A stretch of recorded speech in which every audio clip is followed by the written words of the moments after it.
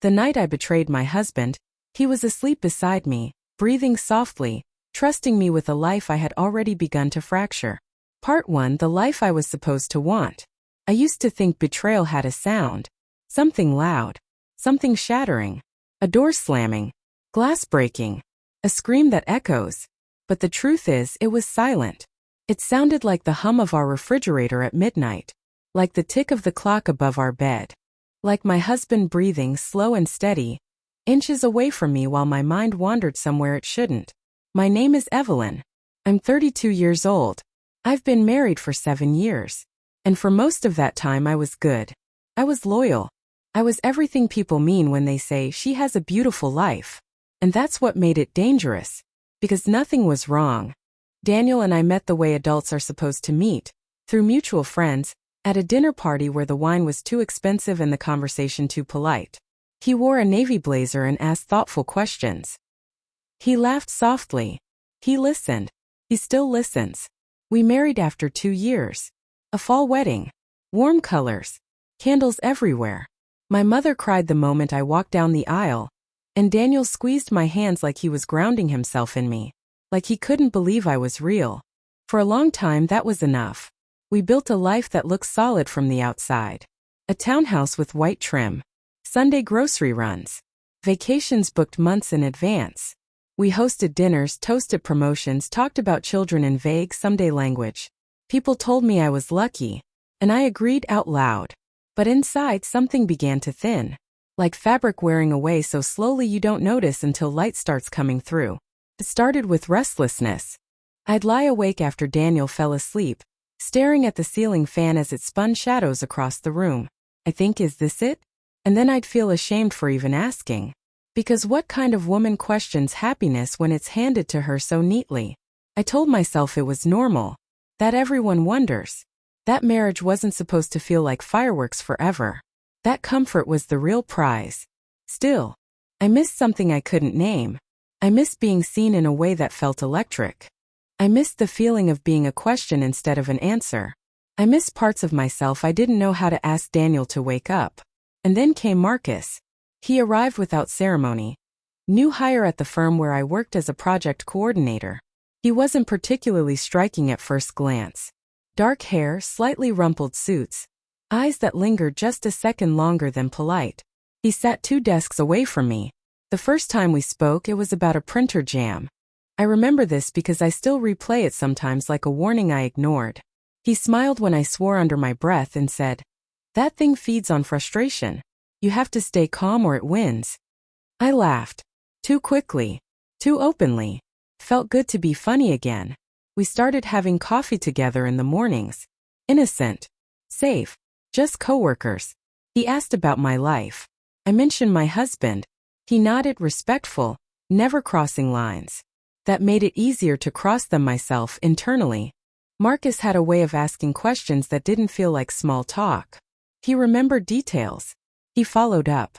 When I spoke, he didn't interrupt. He didn't rush to respond. He made space. And I filled it. I told myself I deserved a friend.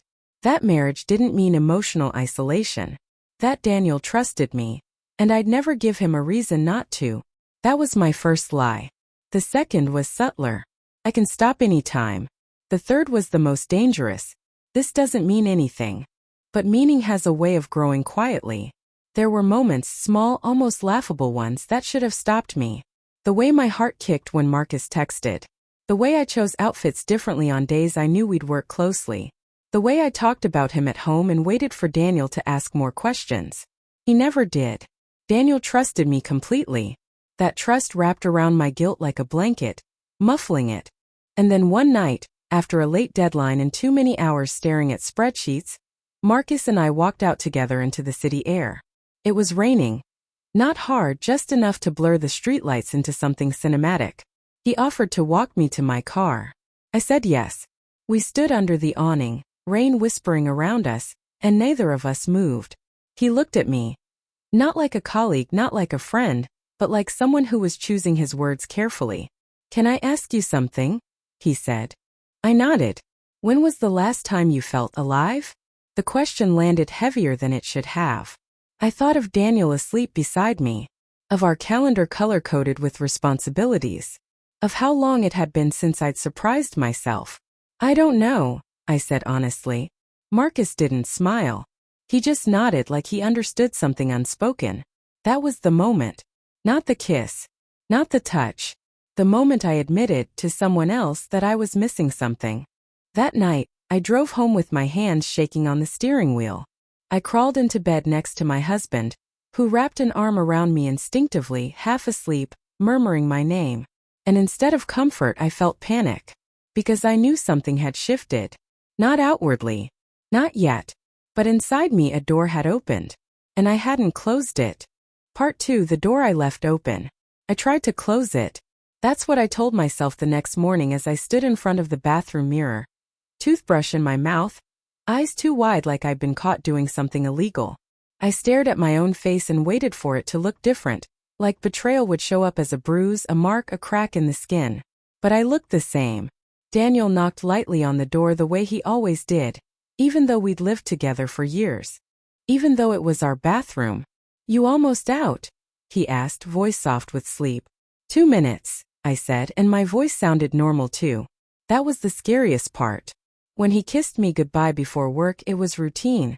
His hand warm against my waist, a quick press of lips, the familiar scent of his cologne. And I kissed him back like the world hadn't shifted under my feet the night before. As soon as he left, I exhaled like I'd been holding my breath all morning. I told myself I was being dramatic. Marcus asked a question. That's all. I felt something. Humans feel things. Marriage didn't erase attraction. Didn't erase curiosity. Didn't erase the tiny ache of wanting to be wanted. Didn't mean I'd act on it. But denial is a funny kind of prayer. You keep repeating it until you believe it, or until it turns into something else. At the office, I went out of my way to be normal. I answered emails with robotic politeness. I laughed at the right moments during meetings. I kept my eyes on my screen. I didn't look toward Marcus's desk. Which, of course, meant I could feel him anyway, like a presence in the room, like electricity humming behind a wall.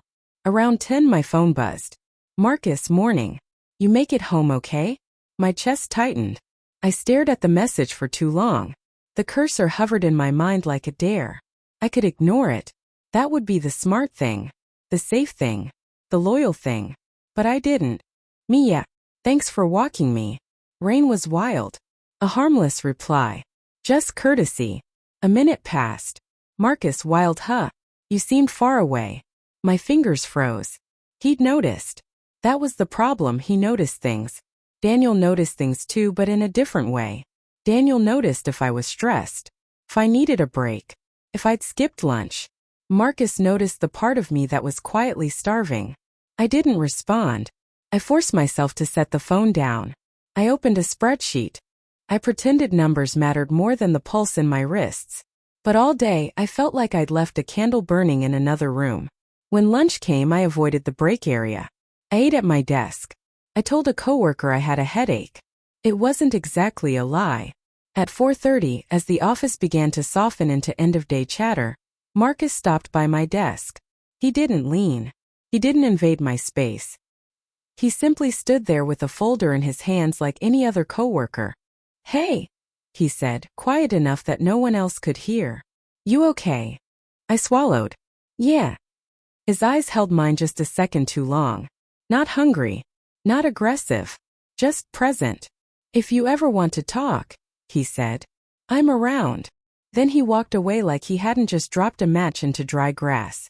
I sat there long after he left, staring at the empty space he'd occupied, feeling my pulse knock against my ribs.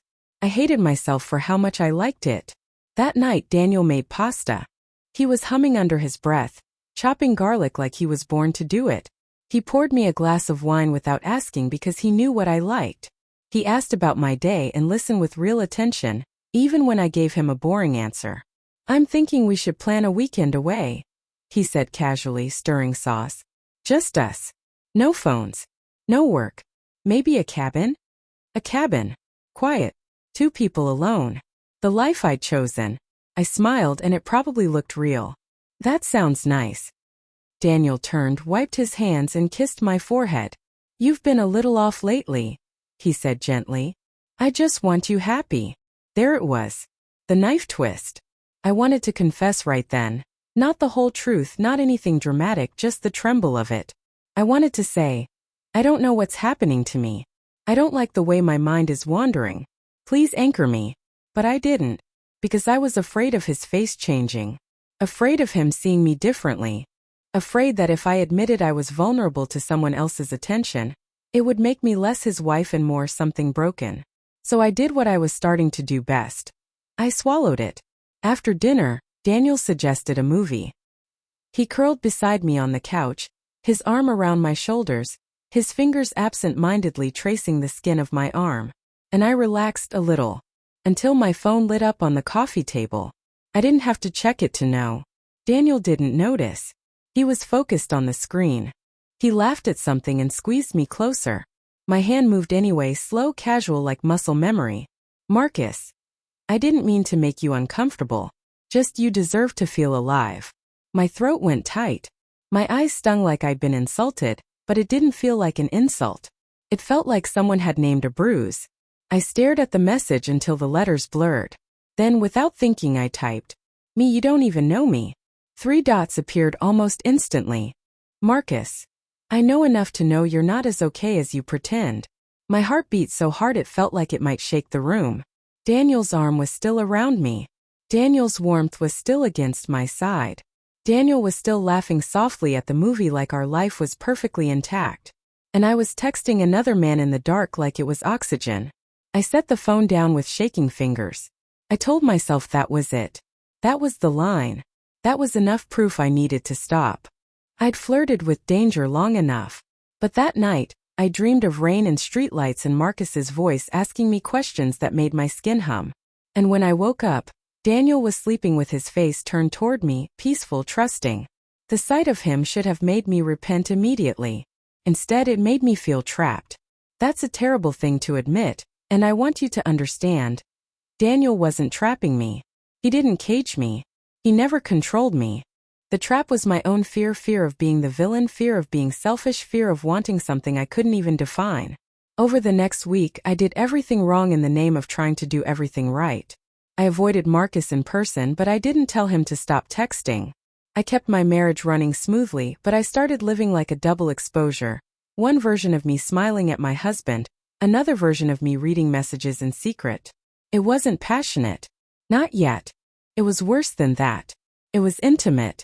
Marcus and I talked about small things at first. Music, books, how the office coffee tasted like burnt pennies. But then the conversation sharpened. He asked about my childhood. My dreams. The last time I'd done something reckless. The last time I'd cried in a way that felt cleansing instead of humiliating. I found myself telling him things I hadn't said out loud in years. How I used to paint in college but stopped because life got busy. How I felt like I'd become a function, wife, employee, friend, rather than a person. How I loved Daniel, but sometimes love felt like a warm room with no windows. I didn't say those exact words. Not at first. But Marcus heard them anyway. One evening, Daniel worked late. He texted that he'd be home after 9. I poured myself a glass of wine and stood on the balcony watching the city breathe. My phone buzzed. Marcus. You ever miss who you were before everyone decided who you should be? I stared at it. My fingers tightened around the glass. A car horn sounded below. Somewhere someone laughed. The air was cold enough to sting. I typed back. Me all the time. I waited for his reply like it mattered more than my own heartbeat. Marcus. Then maybe it's time to meet her again. I should have put the phone down. I should have walked inside and turned on every light like brightness could disinfect temptation. Instead I asked, "Me how?" There it was. The question that opened the door wider. Marcus didn't respond right away. Minutes passed. I thought maybe he wouldn't. Maybe I'd finally said something too raw and he'd step back. Then, Marcus. Coffee after work tomorrow. Somewhere not near the office. Just talk. No pressure. If you don't want to say no. I stared at the message like it was a cliff edge. Coffee. Just coffee. It was such a small thing. Such a normal thing. People met for coffee all the time. Coworkers did. Friends did. It wasn't cheating to have coffee. But my stomach knew the truth before my brain admitted it. This wasn't about caffeine. This was about choosing to keep walking towards something I already knew was dangerous. Daniel came home at 9:30, tired and apologetic. He hugged me in the kitchen, pressing his cheek to mine. "Sorry," he murmured. "Long day. I owe you." "It's okay," I said. And I meant it. 'Cause I did love him. That's the part people don't want to hear. They want cheaters to be cold or cruel or already gone emotionally. But I loved my husband. I just also wanted something else. And it felt like admitting that made me monstrous. That night, Daniel fell asleep quickly. I lay awake staring at the ceiling again. My phone face down on the nightstand like a secret animal. I could still stop. I could text Marcus and say no. I could block the number. I could pour my heart out to my husband and beg him to help me feel alive again. I thought about all of those options. Then I thought about Marcus's question in the rain. "When was the last time you felt alive?" And my chest filled with something sharp and hungry. I picked up my phone. I typed, "Me tomorrow. After work. Tell me where." My finger hovered over send. There was a moment, one tiny trembling moment, where I could have chosen differently. I didn't. I hit send. And in that instant, the sound of betrayal wasn't a door slamming or glass breaking. It was the soft click of a message delivered. Part 3: The Lie That Learned My Name. The cafe was called Juniper, which felt intentional in a way I couldn't explain. Soft lighting, mismatched chairs, the kind of place where people went to talk instead of be seen. It sat on a side street I'd never had a reason to walk down before, tucked between a florist and a closed-down bookstore. Marcus was already there when I arrived. He stood when he saw me, not abruptly, not performative, just enough to acknowledge that this mattered. That I mattered.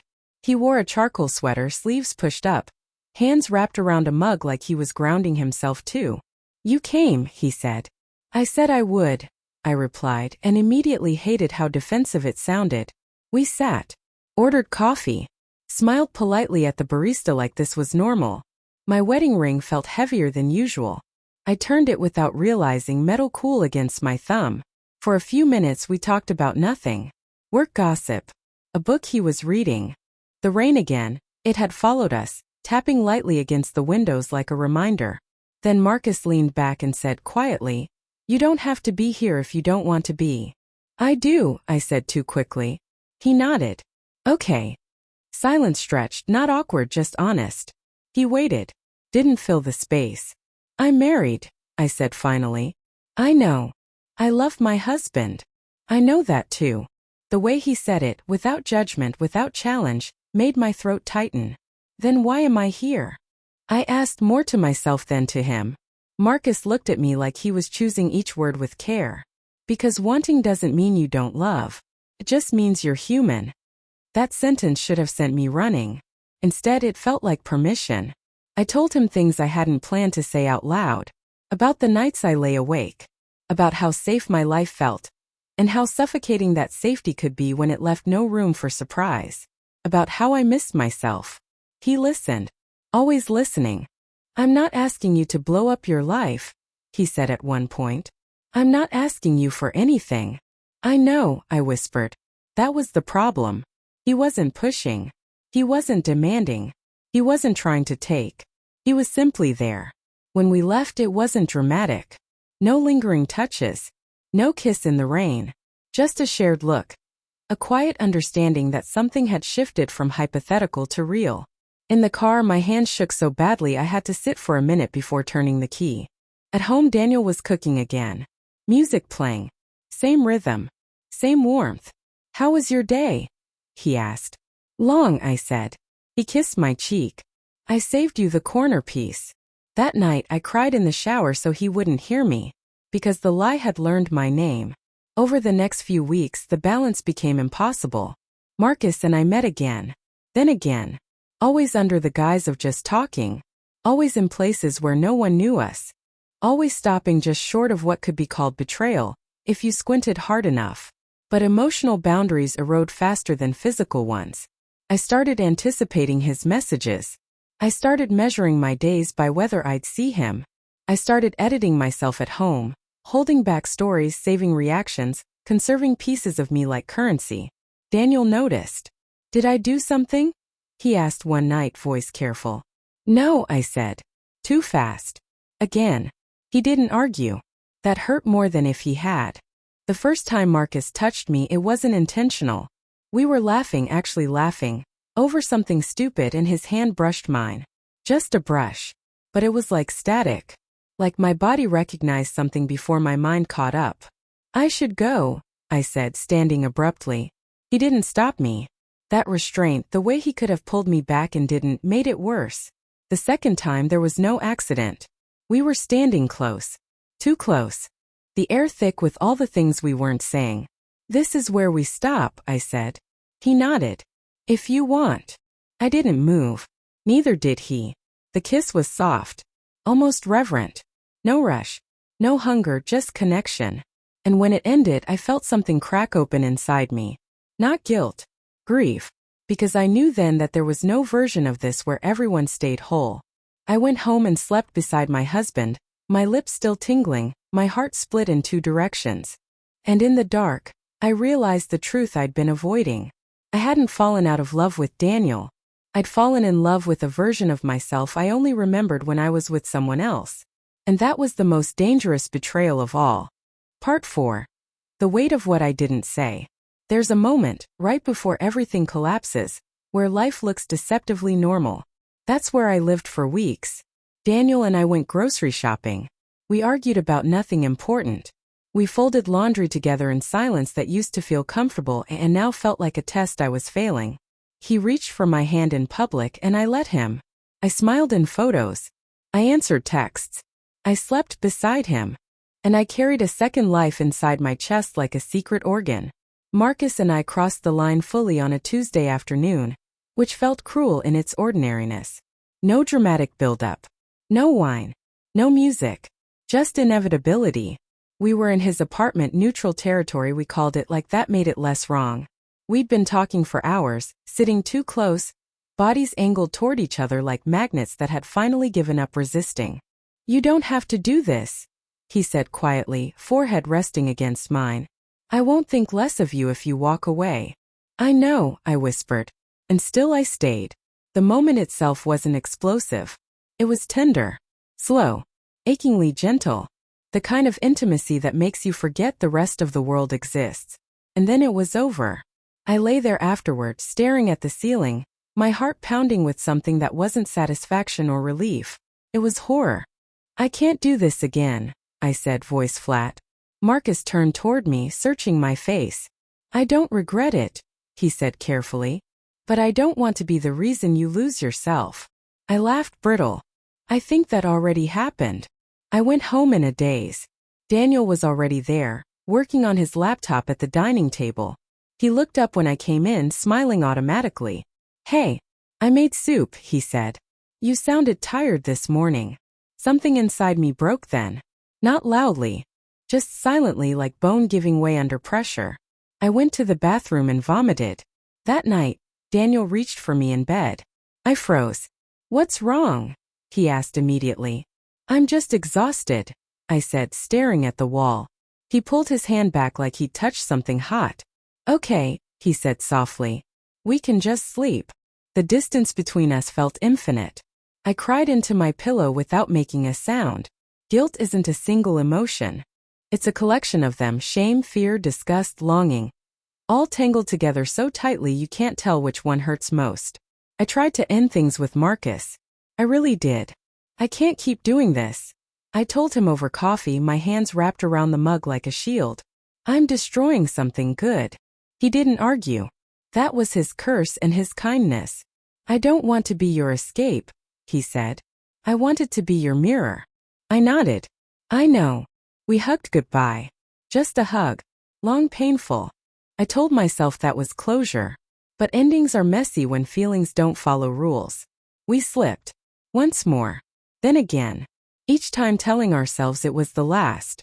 Each time costing me a little more. Daniel grew quieter. More careful. Like he was walking around an invisible bruise. One night, over dinner, he set his fork down and said, "Are you happy?" The question felt like a verdict. Yes, I said. The lie tasted metallic. He watched me for a long moment. Then he nodded. Okay. That was worse than if he'd accused me, because it meant he was choosing to believe me, and I was choosing to betray that belief. The breaking point came from somewhere I didn't expect. My sister.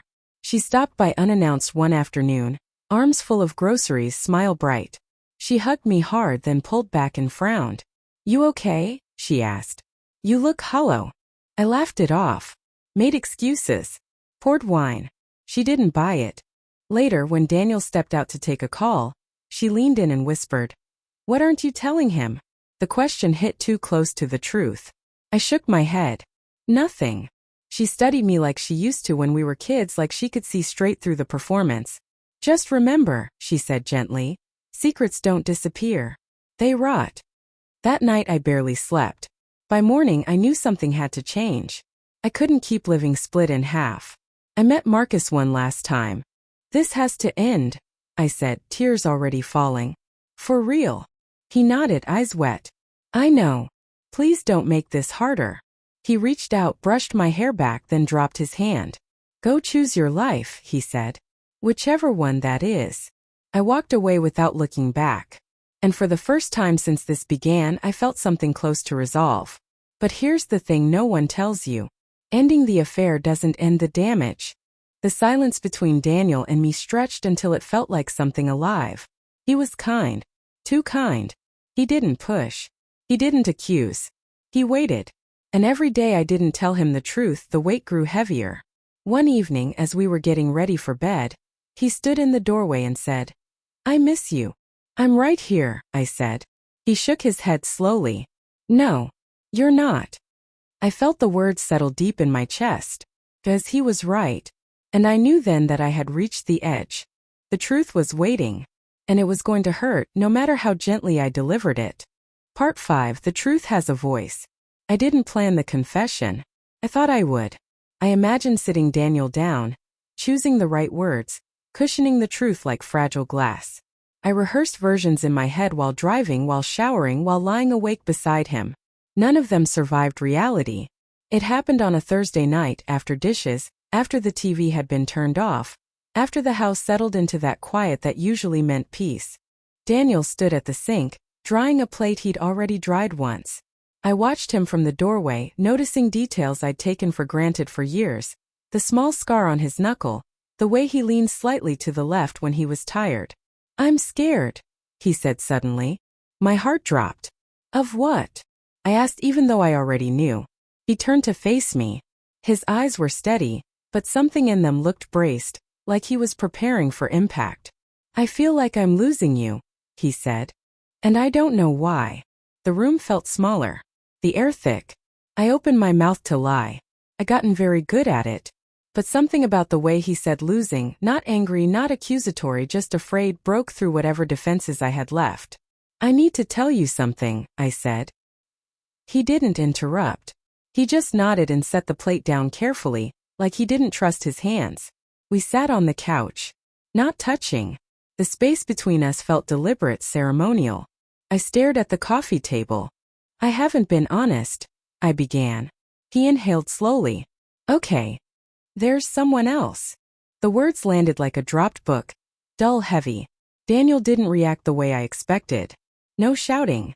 No tears. No immediate collapse. Just silence. "How long?" he asked finally. "A few months," I whispered. "It's over." "Did you sleep with him?" I nodded. That was when his face changed, not in anger, but in pain so naked it made my chest ache. He stood up abruptly and walked to the window, pressing his forehead against the glass. His shoulders rose and fell as he breathed. "I knew it," he said softly, not accusing, devastated. I started crying then. Ugly, gasping sobs. "I'm so sorry," I said. "I didn't mean to hurt you. I didn't plan for any of this. He turned around. "Stop," he said, voice trembling. "Please don't explain it yet." I nodded, wiping my face like a child. We sat in silence for a long time. Long enough that the house seemed to listen. Finally he said, "Why?" The question was everything. I told him the truth. Not the excuses, not the justifications, but the fear. The restlessness. The way I'd felt like I was disappearing. The shame of wanting more and not knowing how to ask for it without sounding ungrateful. "I never stopped loving you," I said. "That's what makes this worse." He laughed, then a short broken sound. Yeah, he said. It does. That night, he slept in the guest room. I lay awake alone, staring at the ceiling, feeling the full weight of what I'd done press down on me without the buffer of secrecy. The truth didn't feel cleansing. It felt brutal. The days that followed were slow and heavy. We talked. Then we didn't. We cried separately. Together. Sometimes we just existed in the same space like strangers who shared a history. Daniel asked questions when he was ready. I answered everything. I didn't protect myself. I didn't minimize. I let him see the whole mess. Some nights he was furious. Others, heartbreakingly gentle. I keep thinking I missed something, he said once. Like if I just loved you better, you wouldn't have needed him. That's not true, I said firmly. This wasn't about you failing. It was about me not speaking. He nodded, but I could tell he didn't believe it yet. Trust doesn't snap back into place once it's broken. It rebuilds, or it doesn't, brick by painful brick. We went to counseling. We learned how to sit with discomfort without trying to fix it immediately. We learned that forgiveness is not a single decision but a series of them. And I learned something harder than guilt. I learned how much damage silence can do. I'd been so afraid of being honest about my needs that I'd chosen dishonesty instead. And in doing so, I'd hurt the one person I most wanted to protect. Some days Daniel looked at me with a softness that felt like grace. Other days he looked at me like he was still deciding whether to stay. I accepted both. Because consequences don't disappear just because you're sorry. Months later, on a quiet Sunday morning, Daniel sat across from me at the kitchen table, coffee untouched. I don't know what the end of this looks like, he said. But I know I don't want to pretend anymore. I nodded. Neither do I. Whether we stay married or not, he continued, I need to know you'll never disappear like that again. I won't, I said. And for the first time I knew I meant it, not because I was afraid of losing him, but because I finally understood the cost of losing myself quietly. We're still here. That doesn't mean we're healed. It means we're honest. And sometimes, honesty is the bravest thing you can offer after everything else has failed. Part 6: What remains after the quiet? People like endings that are clean. They want to know if we stayed together or separated. If I was forgiven. If I was punished. If love won or lost. Real life doesn't answer like that. It answers slowly. Daniel and I didn't rush to decide anything. There was no dramatic ultimatum. No packed suitcase waiting by the door. Instead, there were mornings where we sat at opposite ends of the couch, coffee cooling between us, trying to remember how to breathe in the same space without hurting each other. Some days were almost normal. We laughed at the same stupid commercials. We cooked dinner side by side. We slept in the same bed again, carefully, like people relearning gravity. Other days were brutal.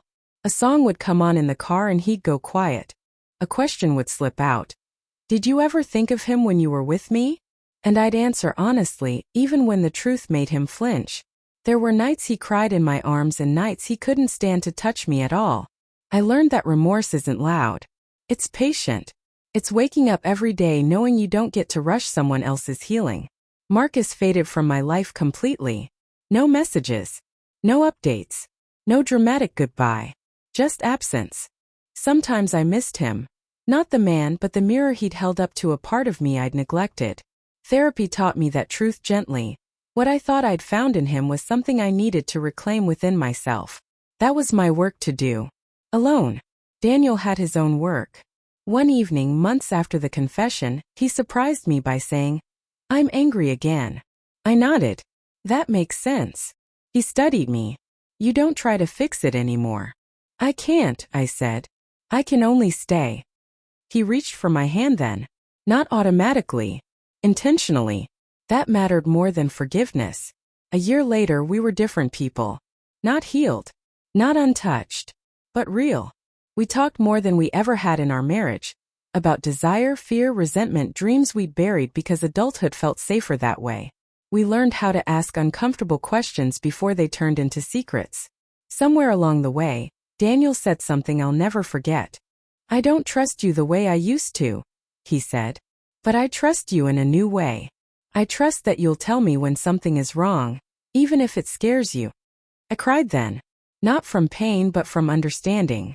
Because that was the lesson I paid for so dearly. Silence is not loyalty. Comfort is not connection. And love cannot survive where truth is withheld out of fear. We stayed married. Not because it was easy. Not because it was guaranteed. But because we chose to rebuild instead of pretending the cracks didn't exist. And I carry what I did with me, not as a brand but as a reminder. I am capable of hurting someone I love if I don't speak. I am capable of wanting more without being ungrateful. I am capable of choosing honesty now, even when it risks everything. This is not a redemption story. It's a reckoning. And if you're listening to this holding something inside because you're afraid of what it might cost you, please hear me. The truth will cost you something no matter what. The only choice is when you pay, and who you become in the process. Thank you for sitting with my confession. Some stories don't end with absolution. They end with awareness. And sometimes that's enough to keep going.